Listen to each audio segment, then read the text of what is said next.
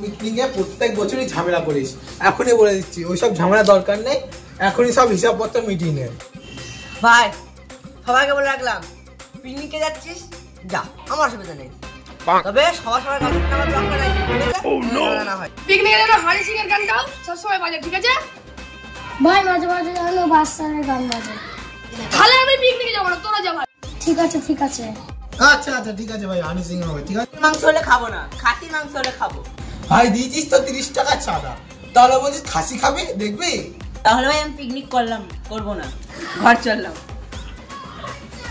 ভাই ভাই ভাই ডিম ভেজে দেবো। ভাই বসলাম। ভাই আমি কিন্তু পেট ভরে ভাত খাবো, 70 টাকা করে চাঁদা দিতে পারবি তো ভাই? ভাই আমাকে তুই ভিখারি ভাবছিস, আমার ব্যাংকে আনিস ক টাকা আছে? 2 টাকা। ভাই বস বস বস, আমার মাংস দিয়ে বাজে বস। ভাই পিকনিকে তোরা সবাই